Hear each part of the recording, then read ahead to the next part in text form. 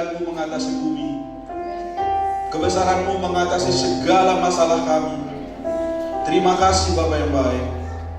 Kami bersyukur punya Allah yang luar biasa, punya Allah yang dahsyat, yang selalu ada bersama-sama dengan kami. Dan kami tahu Allah yang kami kenal, Allah yang tidak pernah meninggalkan kami. Kami bersyukur Tuhan. Terima kasih buat pagi hari ini kami bisa mendengarkan kebenaran firman Tuhan. Berkati semua jemaat Tuhan yang mendengarkannya, dan Kau berkati juga hamba yang memberikan firman Tuhan pagi hari ini. Terima kasih Bapa yang baik. Kami berdoa dalam nama Tuhan Yesus. Amin.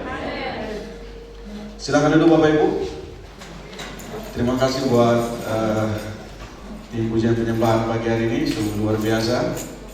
Saya didampingi orang-orang yang dahsyat pagi hari ini.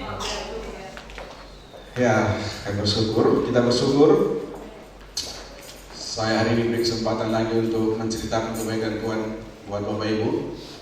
Dan hari ini ada perjamuan kudus. Jadi jangan nanti Bapak Ibu langsung pulang. Jadi ada sesuatu yang mau dibagikan hari ini. Amin. Amin. Jadi ngomong-ngomong soal perjamuan kudus, saya ada sebuah cerita. Jadi nggak tahu saudara, kalaupun nanti nggak lucu saudara ketawa ya.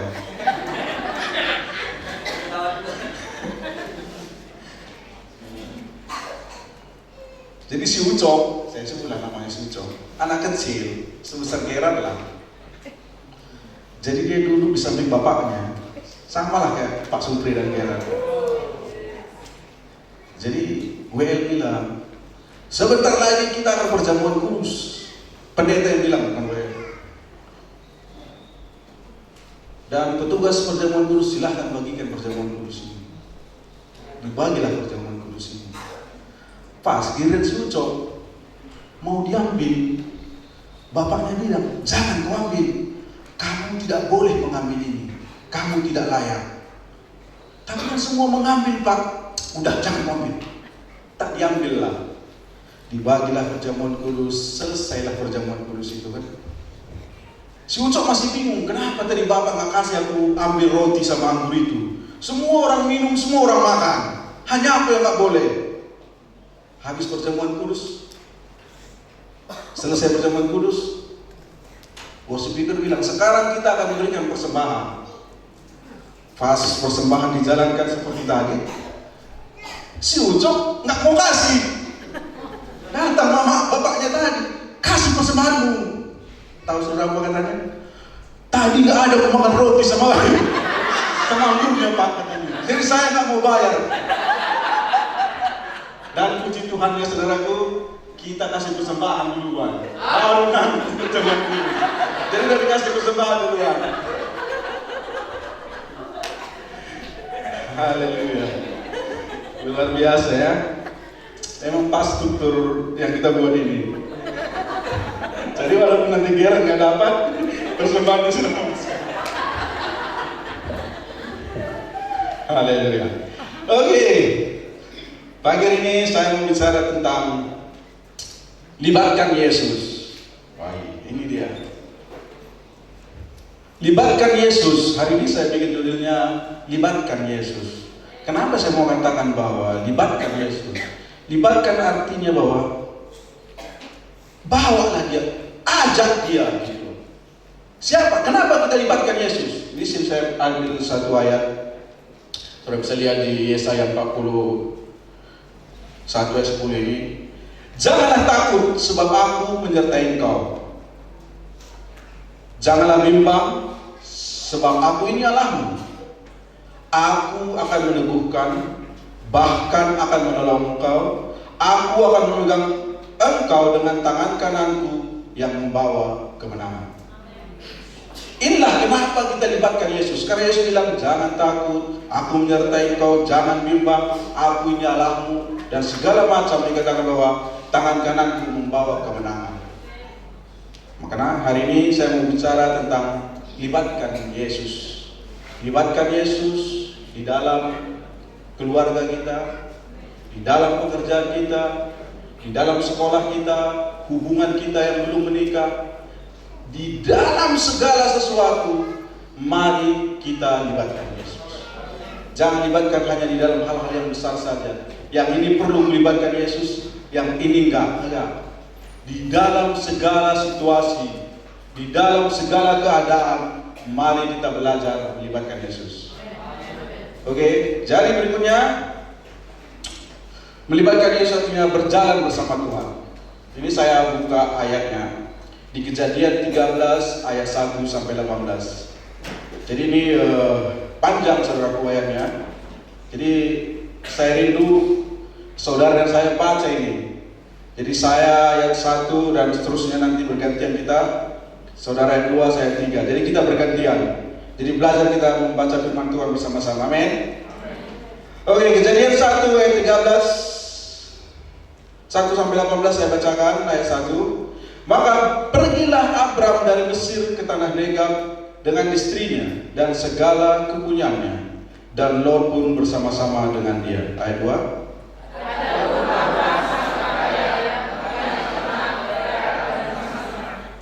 Ia berjalan dari tempat persinggahan ke tempat persinggahan, dari tanah Negeb sampai dekat Betel, di mana kemahnya mula-mula berdiri antara Betel dan Ai.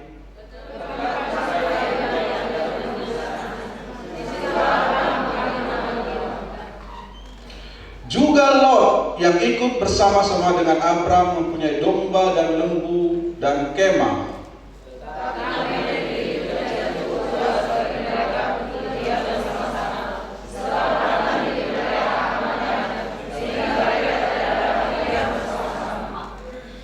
Karena itu terjadilah perkelahian antara para gembala Abram dan para gembala Lot. Waktu itu orang Kanaan dan orang Feris diam di negeri itu.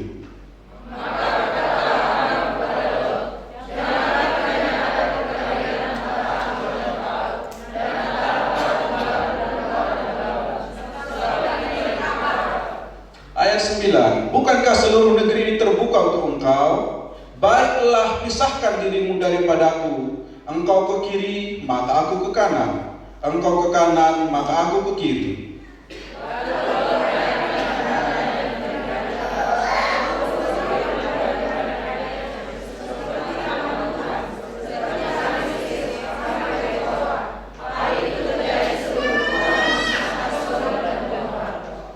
Sebab itu Lot memilih baginya seluruh lembah Yordan itu. Lalu ia berangkat ke sebelah timur dan mereka berpisah.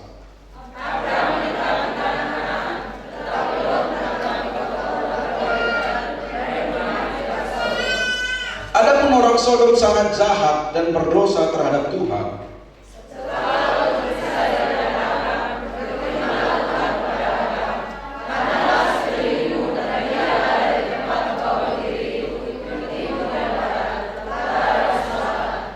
Sebab seluruh negeri yang kau lihat itu akan kuberikan kepadamu dan kepada keturunanmu untuk selama-lamanya.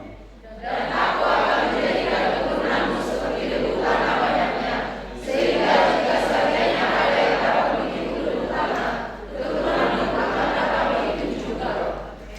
Bersiaplah, jalanilah negeri itu menurut panjang dan lebarnya, sebab kepadamulah akan kuberikan negara itu.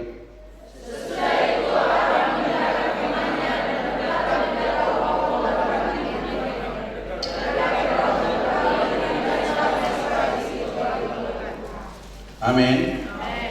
Saudara, ini sebuah kisah. Kita sudah baca tadi bagaimana Abram dan Lot, mereka ini tulang dan bere. Jadi Abram ini tulangnya, tulang si Lot. Ketika mereka berjalan bersama-sama, mereka pergi bersama-sama, mereka sangat diberkati Tuhan. Jadi saking banyak berkatnya, saya katakan bahwa mereka sampai anak buah mereka sampai berantem. Saking banyaknya berkat itu. Akhirnya Abram berkata, udahlah Lot, kau ke kiri, aku ke kanan. Kalau kau ke kanan, aku ke kiri. Bawalah semua hartamu, bawa jugalah hartaku. Abram tidak ngotot ya. Dia tidak katakan aku yang di sini, kau yang di sana. Tapi apa? Lot diizinkan untuk memilih. Karena apa? Karena Abraham percaya bahwa ada Allah yang menyertai dia. Ini yang saya mau katakan. Mengandalkan Tuhan, melibatkan Tuhan. Kenapa Abraham berani berkata bahwa kau yang memilih, kau mau yang mana? Saudaraku, kalau kita kadang-kadang kita yang milih duluan. Setelah kita lihat, aku dulu yang bagus-bagusnya, baru kau yang itu, kan gitu. Karena Abraham bisa melihat kok yang mana yang lahan basah, mana lahan kering. Tapi dia tidak mengotot dengan apa yang dia lihat. Dia percaya kepada Tuhan. Karena apa? Karena dia melibatkan Tuhan. Kenapa saya katakan dia melibatkan Tuhan? Karena dari awal dia sudah diberkati Tuhan.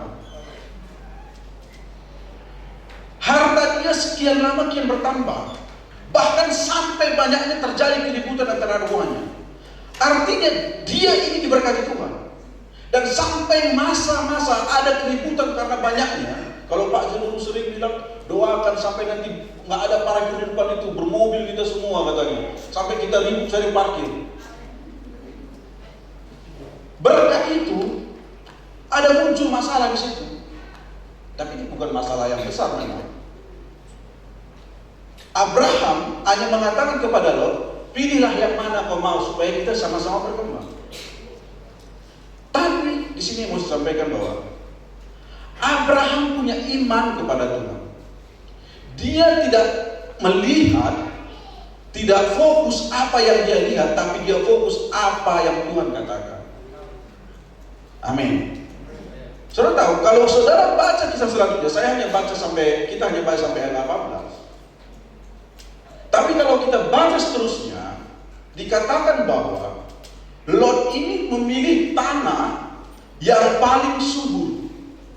Kalau kita baca tadi, ayat berapa tadi dikatakan bahwa dia memilih daerah Sodom. Ayat 10. Lalu Lot melayangkan pandangannya dan dilihatnya bahwa seluruh lembah Yordan banyak airnya, seperti taman Tuhan, seperti tanah Mesir sampai ke Zoar. Hal ini terjadi sebelum Tuhan membinasakan Sodom dan Gomora. Jadi dia memilih ini. Dia memilih tanah ini karena dia lihat, oh di sini subur.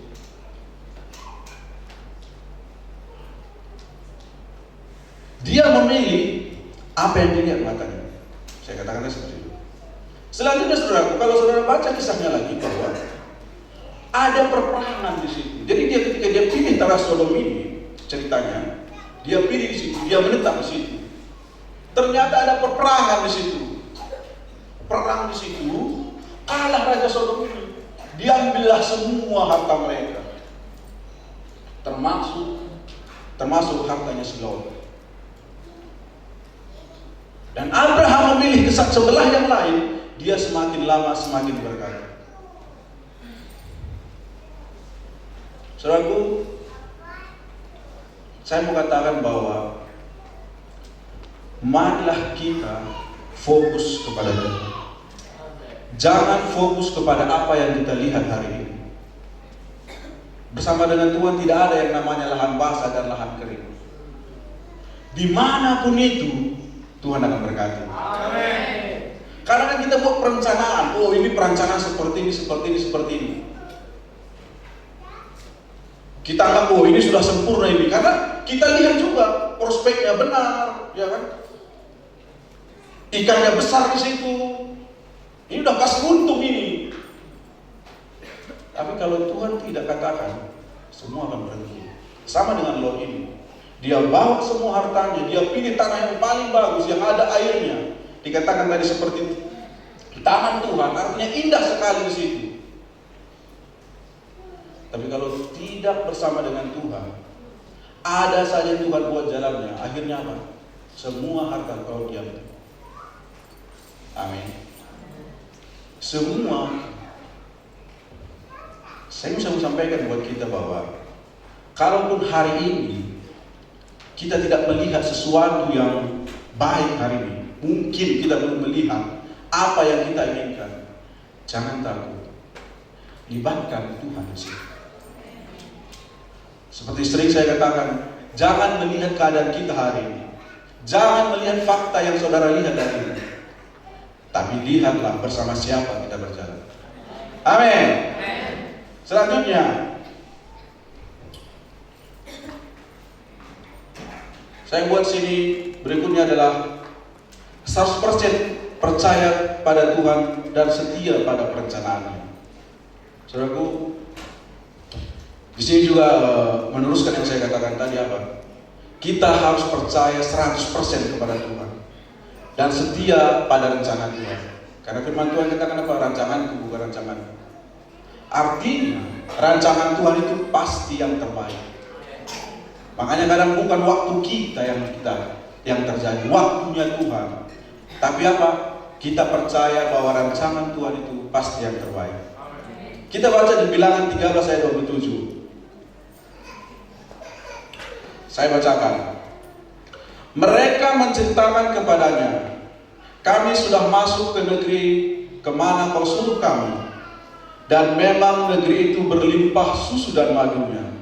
Dan inilah hasilnya, hanya bangsa yang diam di negeri itu kuat-kuat, dan kota-kotanya berkubu dan sangat besar. Juga keturunan Enak telah kami lihat di sana. Orang Amalek diam di tanah Negab, orang Het, orang Yebus, orang Amori diam di pegunungan. Orang Kanaan diam sepanjang laut dan sepanjang tepi sungai Yordan. Amin. Ini menceritakan ke-12 pengintai, saudara. Jadi hari itu Musa mengutus ke-12 pengintai. Waktu mereka balik, inilah yang mereka laporkan. Negeri itu memang berlimpah susu dan madunya. Inilah hasil yang mereka sampaikan.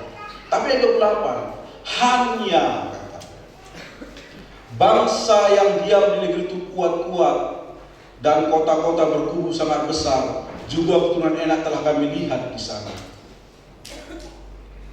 Ada kata hanya di situ. Setelah dia katakan, oh di situ berlimpah susu dan madunya, hanya, tapi, saudaraku, jangan kita pakai alasan berhanya untuk percaya kepada Tuhan. Aku percaya sama Tuhan, tapi hanya, saudara katakan saudara percaya kepada firman Tuhan, tapi saudara katakan apa? Tapi, ada tapinya. Saudara anak-anak kita, kalau anak-anak katakan, ya aku kerjakan tugas ini, tapi mencari alasan. Jadi mari jangan kita beralasan untuk percaya kepada Tuhan. Jangan ada tapi Tuhan, hanya ini Tuhan. Ya, ayat 29. Orang Amalek diam di tanah Negab, dan orang Het, orang Yebus, dan orang dari pegunungan, orang Kanaan. Selanjutnya tadi ayat 30. Kemudian Kaleb mencoba menerapkan hati bangsa itu di hadapan Musa. Katanya, tidak, kita akan maju menduduki negeri itu, sebab kita pasti akan mengalahkannya. Tetapi orang-orang yang pergi ke sana bersama-sama dengan dia berkata, kita tidak dapat maju menyerang bangsa itu, karena mereka lebih kuat daripada kita. Ayat 32. Juga mereka menyampaikan kepada orang Israel kabar busuk tentang negeri yang diintai mereka, dengan berkata, negeri yang telah kami lalui untuk diintai adalah suatu negeri yang memakan penduduknya, dan semua orang yang kami lihat di sana adalah orang-orang yang tinggi perawakannya. Juga kami lihat di sana orang-orang raksasa, orang yang berasal dari orang-orang raksasa, dan kami lihat diri kami seperti belalang, dan demikian juga mereka terhadap kami. Ini ada kabar gosip datang, ada hoax. Dia bilang, apa dia katakan tadi? Kita seperti belalang di hadapannya. Kok dia tahu dia seperti belalang? Oke, dia melihat Goliat, dia melihat orang-orang besar di sana.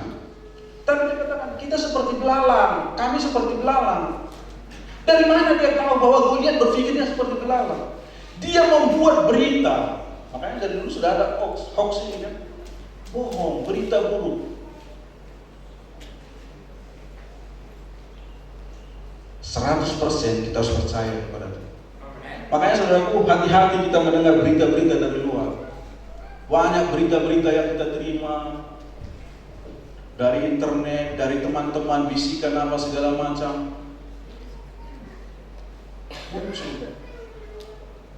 Tapi Kaleb katakan apa?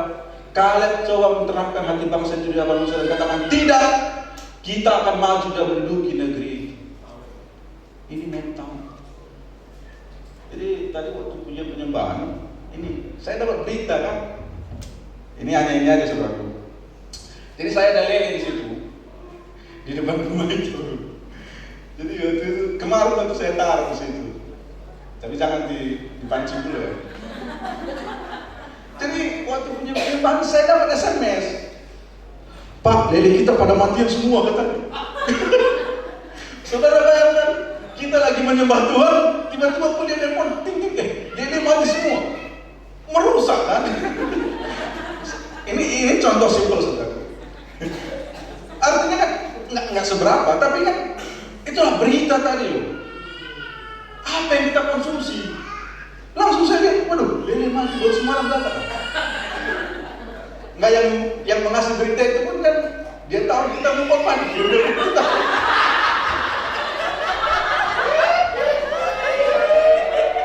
Nggak tahu, mereka mungkin dia bawa dalam doa, mungkin gitu kan. Lele pula bisa mes. Sudah bayangkan, udah tahu dia siap-siap kita pun pas lagi punya angkat tangan kita. Pas mulai terbalik seperti terbalik. Dia mati Pak katanya. Hati-hati saudara itu. Hati-hati mendengar informasi. Apa kata 10 pengintai ini? Kita seperti belalang. Mereka akan telan kita semua. Mereka sudah lupa yang baik-baik ada di sana. Fokus dia berubah. Dia lupa ada Tuhan yang menyertai mereka selama mereka di padang gurun. Tuhan kasih mereka roti mana. Tapi ketika dia keluar dari situ, dia lihat, dia bilang apa? Kita seperti belalang, mereka akan menelan kita. Semua negatif mereka bilang. Dan bangsa Israel juga terpengaruh loh. Kalau saudara baca nanti kisahnya, mereka juga terpengaruh. Mereka komplain kepada Musa, pulanglah kita katanya. Lebih baik kami di perbudakan itu. Gara-gara 10 orang balik semua, mereka mau balik. Mereka komplain kepada Musa. Gara-gara apa? Gara-gara berita bohong itu.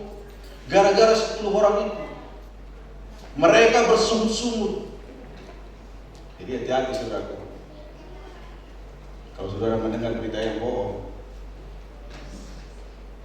tapi di sini nggak ada lah. Jadi semua fokus kepada firman Tuhan. 100% percaya kepada Tuhan. Tak tergoyahkan. Amin. Jadi nggak ada kan, berita hoax itu nggak ada. Apapun kata si setan, lele pun mati katanya, jangan takut. Saya tak balas ini. Nanti saya berbagi. Kita fokus kepada Tuhan. Perkataan yang keluar dari mulut kalian adalah perkataan yang baik. Ini dia. Orang yang mengerti firman Tuhan, orang yang mengenal Tuhan, orang yang percaya kepada Tuhan. Perkataan dia keluar apa? Perkataan yang baik. Karena dia konsumsi yang baik, dia terima yang baik, maka keluar pun akan menjadi yang baik.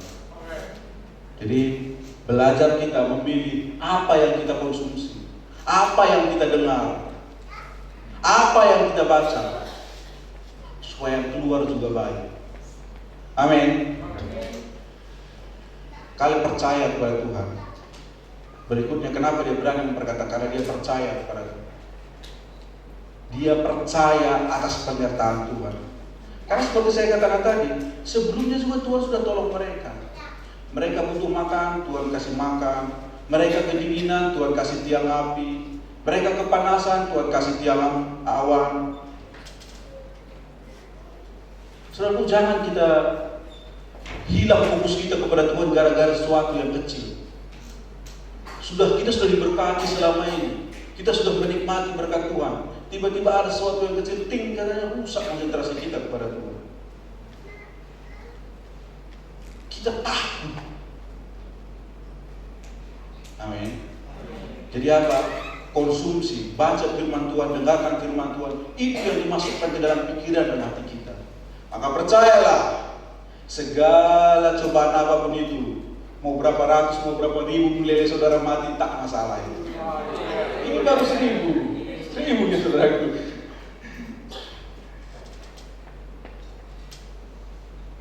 Selanjutnya, ini yang saya mau bacakan, Bilangan 14. Lalu segenap umat itu mengeluarkan suara nyaring. Nah ini dia. Dan bangsa itu menangis pada malam itu, bersungut-sungut semua orang Israel pada Musa dan Harun. Dan segenap umat itu berkata kepada mereka, nah ini dia, sekiranya kami mati di tanah Mesir atau di padang gurun ini, mengapakah Tuhan membawa kami ke negeri ini supaya kami tewas oleh pedang dan istri serta anak-anak kami menjadi tawanan? Bukankah lebih baik kami pulang ke Mesir? Mereka belum masuk, mereka tidak melihat, hanya mendengar. Dia bilang, pulanglah. Lebih baik kami mati di Mesir. Baru mendengar ini. Dari 12 orang, dari 10 orang itu. Ayat 6. Tetapi Yosua bin Nun dan Kaleb bin Yefune, yang termasuk orang-orang yang telah mengintai negeri itu, mengoyakkan pakaiannya dan berkata kepada segenap umat Israel, negeri yang kami lalui untuk diintai itu adalah luar biasa baiknya. Tidak dikatakan baik, dia katakan apa? Luar biasa baiknya. Tidak ada good, excellent.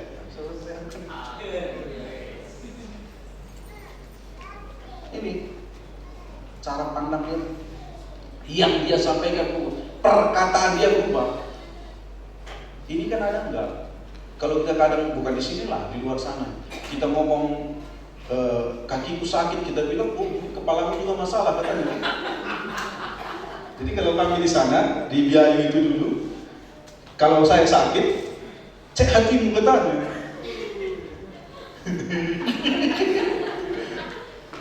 Kaki yang sakit, hati dicek. Nah, jatuh depan saudara, rusak. Tahu dia, cek hatimu. Kenapa yang itu bisa rusak? Hati yang salah. Saudaraku, Yosua bilang nggak kayak gitu. Dia bilang luar biasa baiknya.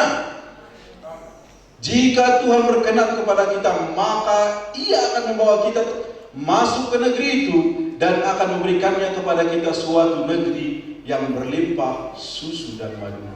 Jika Tuhan berkenan kepada kita. Dia katakan apa? Jika Tuhan berkenan. Artinya Tuhan yang dia omongkan di situ. Negeri itu baik, sangat baik. Kalau Tuhan berkenan, kita pasti masuk. Gara-gara 10 orang itu, bangsa Israel mau pulang. Biar kami mati di sana aja. Hati-hati saudaraku. Bukan hanya saya tadi katakan apa saudara dengar, apa saudara baca. Hati-hati juga saudara berkata kepada orang. Belajar kita untuk memberikan motivasi kepada orang. Jangan dia cerita A, saudara ceritakan sampai Z. Katanya seperti ini si anu itu. Nanti saudara pulang dari sini, Pak Timantahnya kok lele, saudara bilang. Itu saudara ingat. Tak didekati dia, kayaknya mati semua loh. Dia tidak mengikuti seragam, orang itu merah, putih sama hitam. Pak Timantah pakai seperti itu yang saudara lihat. Jangan lihat itu.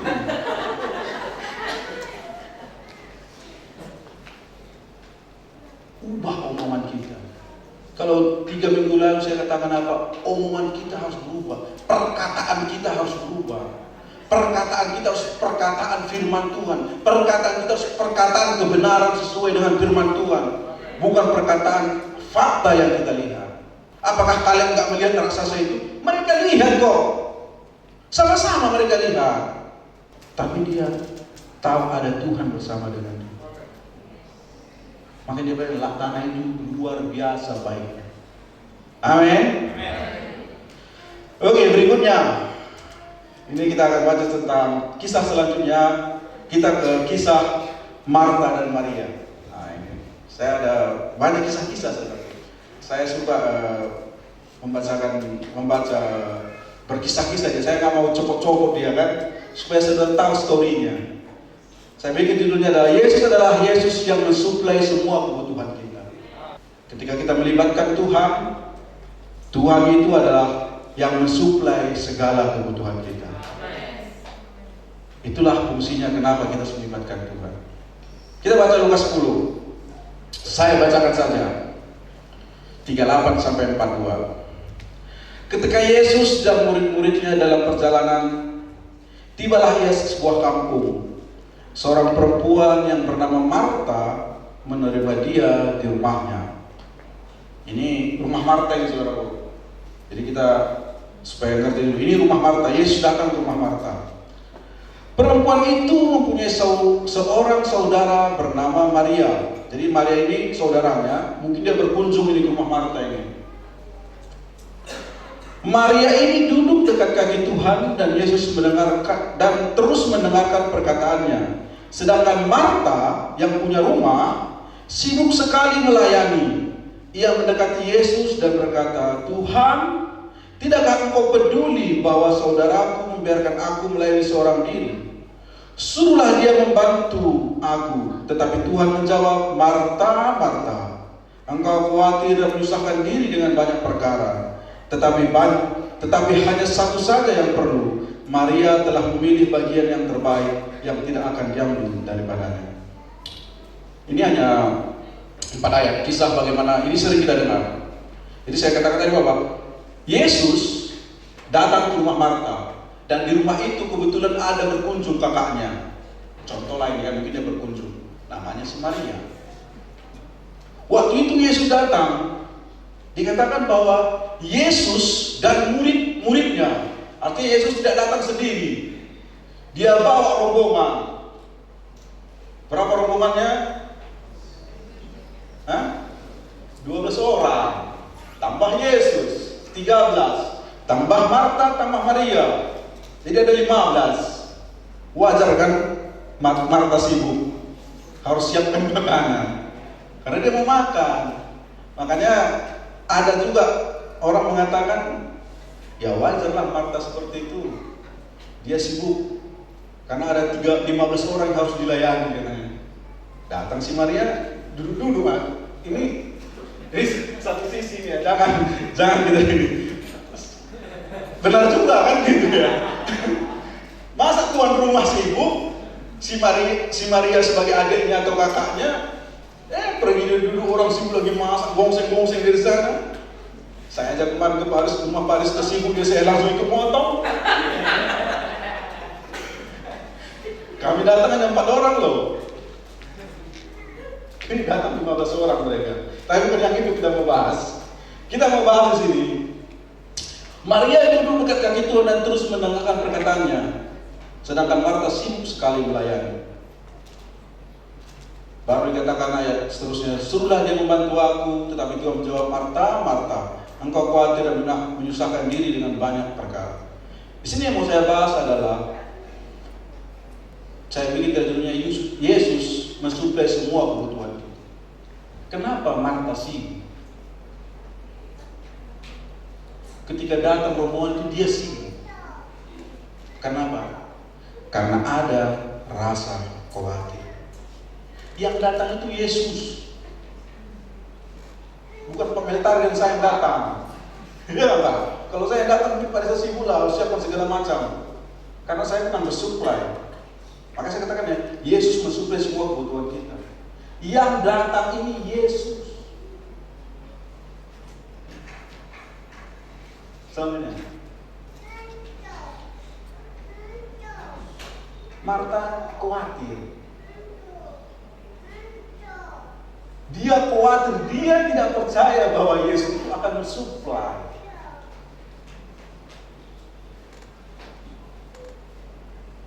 Setelah dia sibuk, akhirnya apa? Dia lelah. Karena dia tidak tahu, dia khawatir, dia lelah. Kenapa dia lelah? Saudara tahu, kalau kita khawatir, apa yang kita lakukan? Kita akan melakukannya banyak hal kan? Untuk mengatasi kekhawatiran itu banyak hal yang kita lakukan. Kita lakukan ini, kita lakukan itu. Akhirnya apa? Marta lelah. Setelah lelah apa dia? Dia stres. Kalau udah stres, marah-marah. Lalu ya, dia fokus pada tuntutan. Kenapa saya katakan dia fokus pada tuntutan?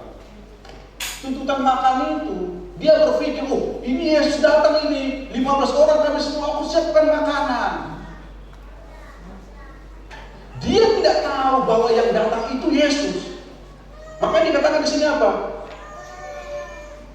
Ayat 41, tetapi Tuhan menjawab Marta. Kan Marta sampai marah dia ini.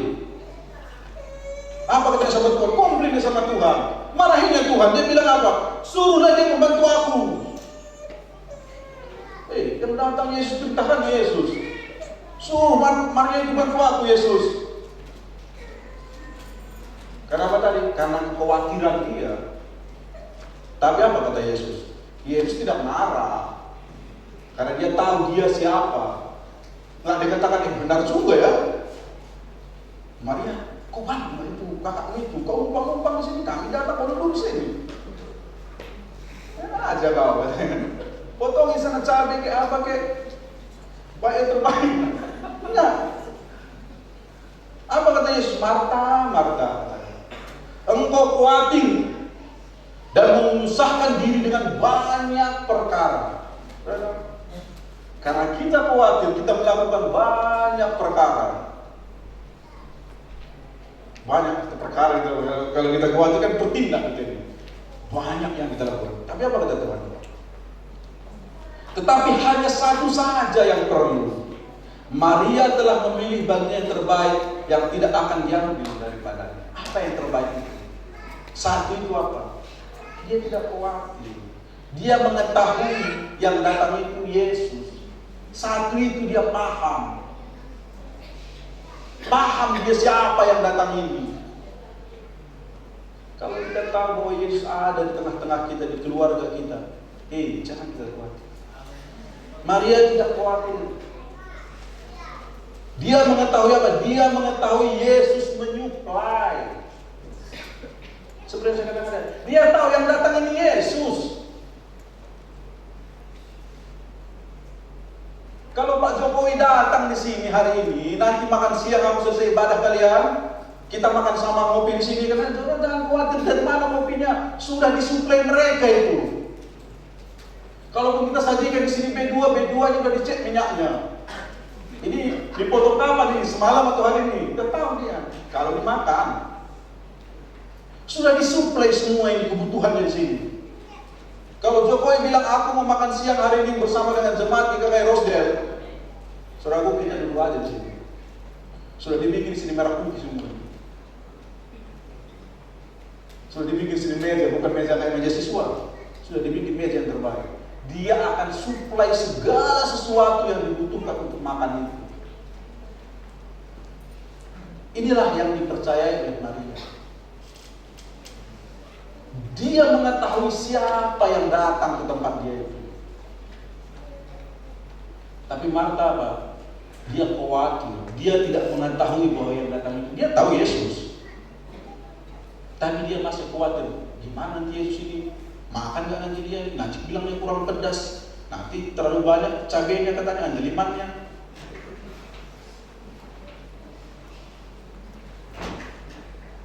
Amin.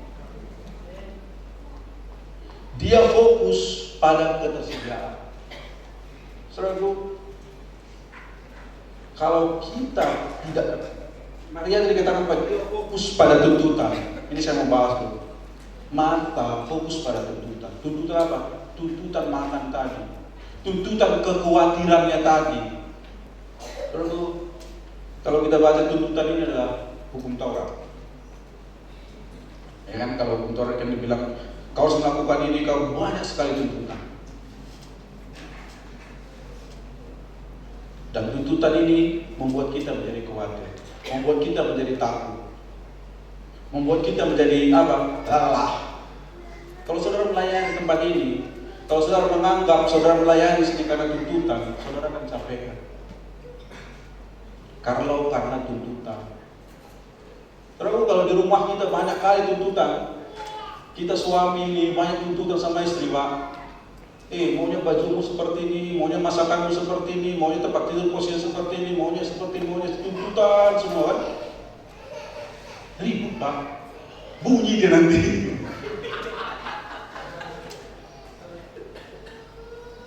Terlalu banyak tuntutan.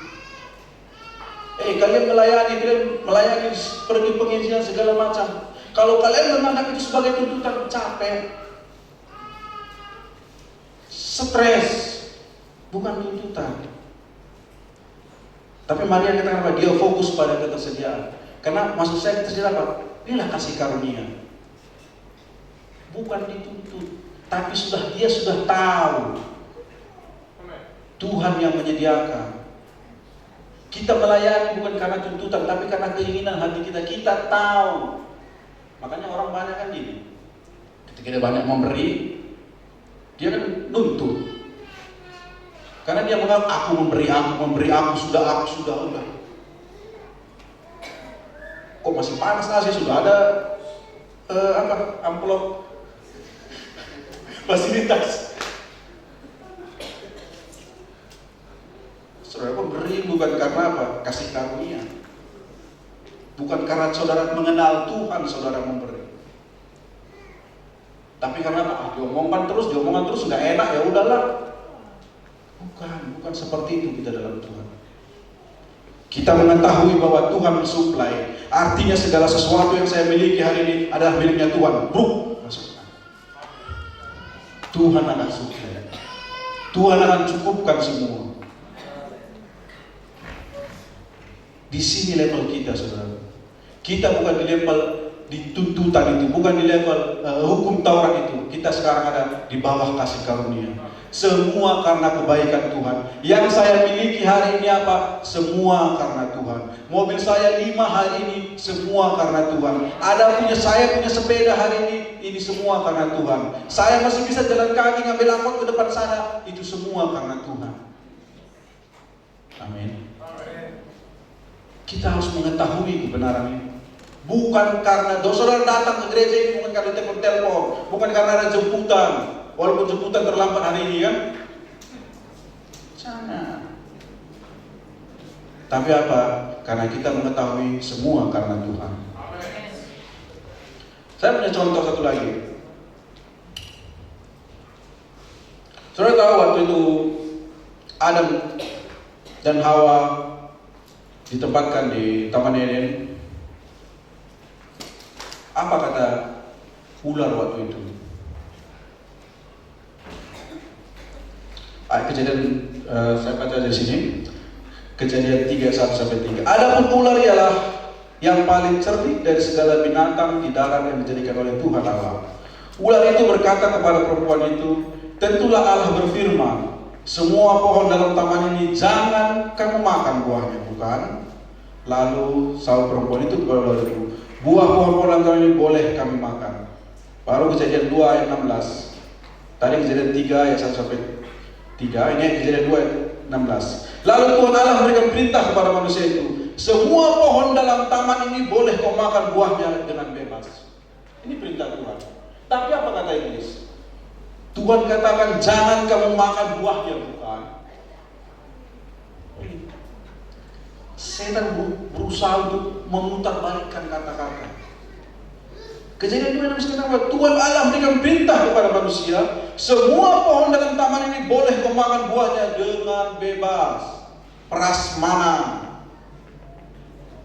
Ya kan? Setan mengubah perkataan itu. Dia katakan, tentulah Tuhan katakan kau tidak bangkai, boleh makan buah di sini. Jangan, katanya. Tuhan katakan jangan kamu. Kata jangan ini kadang membuat kita menjadi takut. Amin. Jadi Bapak Ibu, saya mau akhiri di sini. Ini kesimpulannya. Kesimpulannya bahwa milikilah iman untuk percaya kepada Tuhan. Milikilah iman untuk percaya kepada Tuhan. Yang kedua, Tuhan adalah Tuhan yang suka memberi. Amin. Tuhan kita bukan Tuhan yang menuntut. Waktu dia datang ke rumah Marta itu, dia bukan mau dilayani makanan.